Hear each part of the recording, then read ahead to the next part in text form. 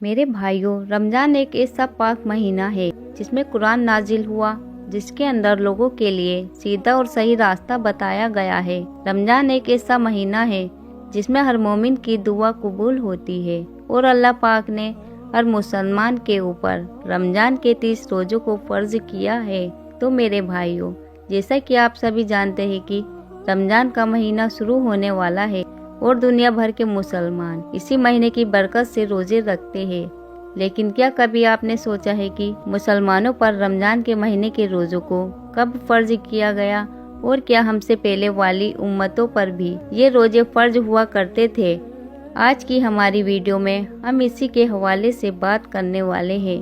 آج ہم آپ کو ڈیٹیل میں بتائیں گے کہ کس کس امت پر کس طرح سے روزے فرض ہوئے۔ اللہ رب العزت نے قرآن مجید کی سورہ بقرہ کی آیت نمبر 183 میں ارشاد فرمایا ہے کہ اے ایمان والو، تم پر ہم نے روزوں کو فرض کیا ہے جیسے تم سے پہلے لوگوں پر فرض کیے گئے تھے، تاکہ تم اس مہینے کا احترام کرو اور پابندی کے ساتھ روزے رکھو۔ تو میرے بھائیوں، رمضان میں جب روزے دار روزہ رکھتا ہے اور اللہ تعالیٰ کا حکم مان کر صبر کرتا ہے، تب اللہ تعالیٰ اس روزے دار کو صبر کا بدلہ عطا کرتا ہے۔ اس مہینے کی فضیلت سے اللہ پاک انسانوں کے رزق میں برکت عطا فرماتا ہے اور غریب سے غریب انسان کو اللہ کی نعمتیں ملتی ہے۔ اس لیے اس مہینے کو ماہ وسعت رزق کے نام سے بھی جانا جاتا ہے۔ میرے بھائیوں، ہر مسلمان اس مہینے میں خاص طور سے ہر گناہ سے پرہیز کرتا ہے، اور جب تک اللہ کا حکم نہیں ہوتا تب تک کوئی بھی چیز کو کھاتا پیتا نہیں ہے۔ اگر ہم اتہاس اور مذہبی حوالے سے دیکھتے ہیں تو حضرت آدم علیہ السلام کے زمین پر آنے کے بعد سے ہی روزے رکھنے کی شروعات ہو چکی ہے۔ بتایا گیا ہے کہ حضرت آدم علیہ السلام ہر مہینے کے 3 روزہ رکھا کرتے تھے۔ ساتھ میں یہ بھی کہا جاتا ہے کہ حضرت آدم علیہ السلام ان روزوں کو جنت سے زمین پر آنے کے بعد توبہ کے لیے رکھا کرتے تھے۔ اس طرح پورے سال میں حضرت آدم علیہ السلام 36 دن روزہ رکھا کرتے تھے۔ تو میرے بھائیوں، حضرت آدم علیہ السلام کے زمانے میں ہر مہینے کی چاند کی 13، 14 اور 15 تاریخ کو روزہ رکھے جاتے تھے۔ یہ وہ تاریخ ہے جب چاند پورا مکمل اور روشن ہوتا تھا، جسے آپ اور ہم 14ویں کا چاند بھی کہتے ہیں۔ اس کے بعد جب حضرت نوح علیہ السلام کا زمانہ آیا تو انہوں نے بھی حضرت آدم علیہ السلام کے زمانے کی طرح مہینے میں 3 روزہ رکھے، وہ بھی انہی 3 تاریخوں پر۔ ان روزوں کو طوفان نوح سے بچنے پر حضرت نوح علیہ السلام نے شکر کا نام دیا، لیکن حضرت داؤد علیہ السلام کے روزے کا طریقہ حضرت آدم علیہ السلام اور حضرت نوح علیہ السلام سے تھوڑا الگ تھا۔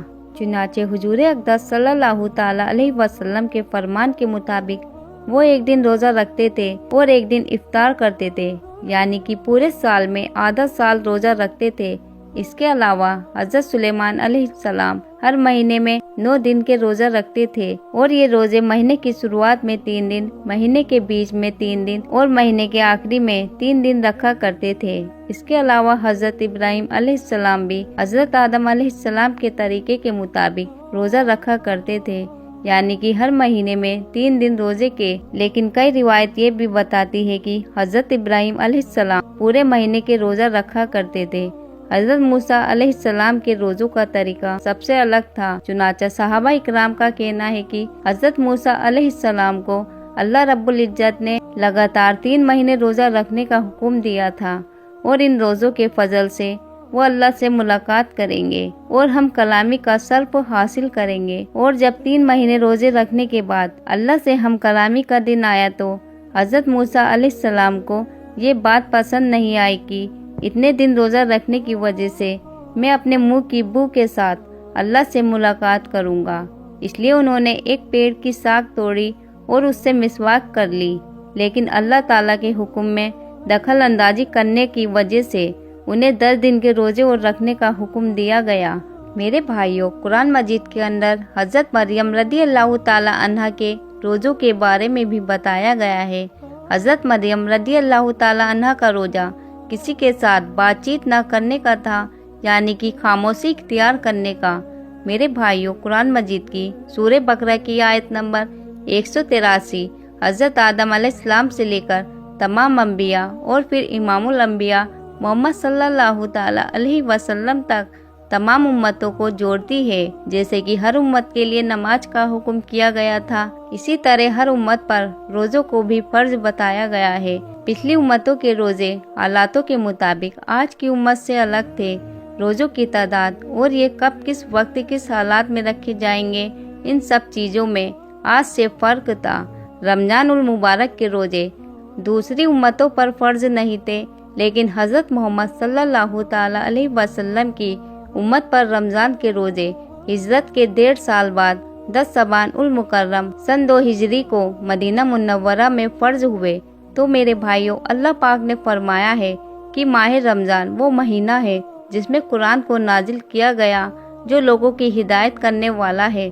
साथ ही फरमाया गया कि तुम में से जो कोई शख्स भी इस महीने को अपनी ज़िंदगी में पाए, उसे इस बरकती महीने में रोज़े रखने चाहिए। और अगर कोई शख्स बीमारी की हालत में है या सफ़र की हालत में है और उसके रोज़े छूट जाते हैं, तो वो बाद में इन रोज़ों को पूरा कर सकता है। अल्लाह पाक ने हमें हर चीज़ में आसानी दी है। उसका इरादा हमारे साथ आसानी बरतने का है, सख्ती का नहीं। हमें इस महीने में रोज़े रखने चाहिए और अगर कभी कोई रोज़ा किसी वजह से छूट जाता है तो उसे बाद में पूरा कर लेना चाहिए। हमें अल्लाह की इस हिदायत पर शुक्र अदा करना चाहिए। तो मेरे भाइयों, ये भी जान लेते हैं कि हजूर अकरम सल्लल्लाहु ताला अलैहि वसल्लम की उम्मत से पहले यहूदो नसारा 10 मुहर्रम यानी योम अशूरा का रोज़ा बड़े ही एहतराम के साथ रखा करते थे। इसी तरह हर महीने की 13वीं, 14वीं और 15वीं चांद की तारीख को उम्मतें रोज़ों को बहुत ही एहतराम के साथ रखा करती थी। चुनाचे हुजूर अकरम सल्लल्लाहु ताला अलैहि वसल्लम ने पूछा कि तुम 10 मुहर्रम को रोज़ा क्यों रखते हो? तो उन्होंने जवाब दिया कि इस दिन हमारे रब ने हमें फिरौन की निजात दिलाई थी और इसी दिन से रास्ते निकालकर हमारे रब ने हमें दरिया नील से पार कराया था। चुनाचे हम अपने रब का शुक्र अदा करने के लिए इस दिन रोज़ा रखते हैं। इस पर हुजूर अकरम सल्लल्लाहु ताला अलैहि वसल्लम ने इरशाद फरमाया कि इस बात के तो हम तुमसे ज़्यादा हकदार हैं। लिहाजा तब मुसलमानों को हुक्म दिया गया कि तुम भी मुहर्रम के महीने में रोज़ा रखा करो। यहूदी एक रोज़ा रखते हैं तो तुम 2 रखा करो, एक 9 तारीख को और एक 10 तारीख को। इसके बाद जब कुछ वक्त गुजरा तो 3 रोज़े हर महीने रखने के लिए कहा गया, जो कि चांद की 13वीं, 14वीं और 15वीं तारीख थी। मुसलमान इस दिन रोज़ा रखा करते थे, लेकिन जब रमज़ान उल मुबारक के रोज़ों को फ़र्ज किया गया तब इन रोज़ों को सुन्नत रोज़े का दर्जा दे दिया गया। तो मेरे भाइयों, रमज़ान के महीने के बारे में हुजूर अकरम सल्लल्लाहु ताला अलैहि वसल्लम ने इरशाद फरमाया कि जब इस महीने की पहली रात आती है तब आसमानों के दरवाज़ों को खोल दिया जाता है और फिर ये दरवाजे पूरे महीने तक बंद नहीं किए जाते। और जब इस महीने की आखिरी रात आती है तो अल्लाह पाक हर रोजेदार की मग़फ़िरत फरमा देता है। तो मेरे भाइयों, रोजे रखने के फ़ायदे क्या क्या है आप जानते हैं। यूँ तो शरीयत में हुक्म दिया गया है कि आप रोज़ा रखें, लेकिन इसके फ़ायदे कितने हैं आप इसको सोच भी नहीं सकते।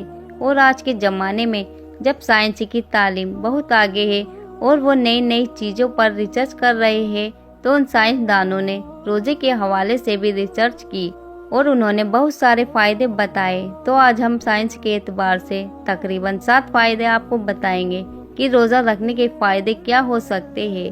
नंबर 1, साइंसदानों का ये मानना है कि रोज़ा रखने से दिल और दिमाग के लिए बहुत ज़्यादा फ़ायदेमंद होता है।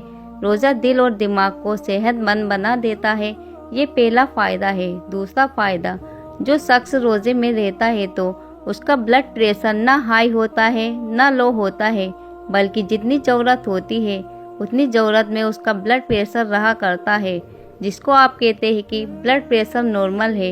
यही तो वजह है कि आप देखेंगे कि बहुत सारे ऐसे लोग जो 11 महीने लगातार ब्लड प्रेशर बीपी से परेशान रहते हैं, लेकिन रमज़ान उल मुबारक के महीने में वो रोज़ा रखते हैं तो अल्लाह के फजल करम से उनको कोई तकलीफ़ नहीं होती है। नंबर 3, जो रोज़ेदार होता है वो ग़िज़ा कम इस्तेमाल करता है, जिसमें बदन की चर्बी पिघलती है।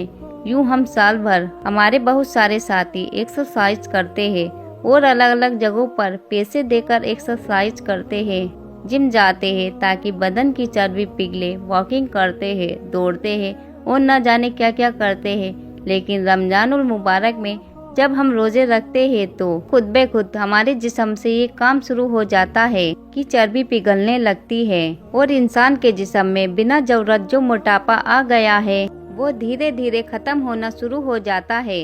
नंबर 4, रोजा रखने वालों के पट्टों में मजबूती होती है, यानी उसके पट्टों में ताकत पैदा हो जाती है और किसी भी एतबार से उसका पट्टा कमजोर नहीं होता बल्कि मजबूत हो जाया करता है और किसी भी एतबार से उसका पट्टा कमजोर नहीं होता। इसलिए हुजूर पाक सल्लल्लाहु ताला अलैहि वसल्लम ने फरमाया कि रोज़ा रखा करो, सेहतमंद हो जाओगे। लोग सोचते हैं कि भूखे प्यासे रहेंगे तो इससे सेहतमंद हो जाएंगे। रोज़ा रखकर देखिए कि जिस्म के अंदर कितने बदलाव आ जाते हैं, ऐसे ऐसे बदलाव की जिन बदलाव के लिए हम साल भर पैसा खर्च करते हैं, फिर भी सही तरीके से वो बदलाव हमारे जिस्म में नहीं आ पाता।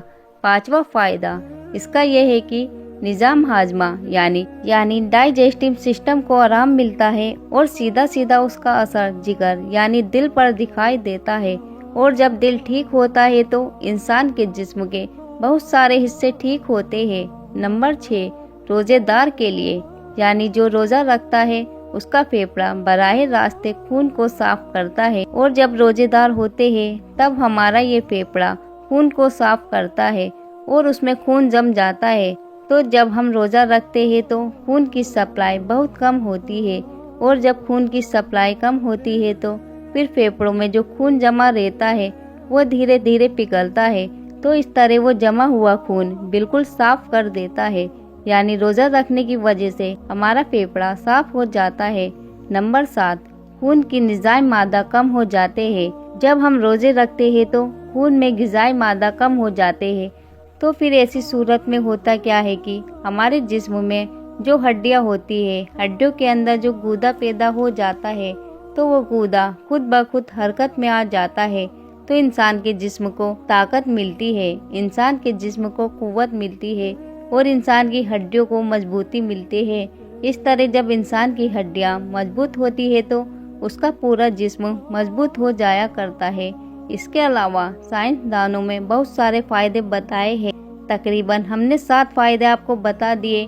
अल्लाह ताला से दुआ है कि वो हमें रमज़ान के महीने में ज़्यादा से ज़्यादा इबादत करने और रोज़े रखने की तौफीक अता फरमाए और हमें बुराइयों से दूर रखे और हमारे सभी गुनाहों को माफ़ फरमाए और अल्लाह पाक हमें कहने और सुनने से ज़्यादा अमल करने की तौफीक अता फरमाए। आमीन सुम्मा आमीन।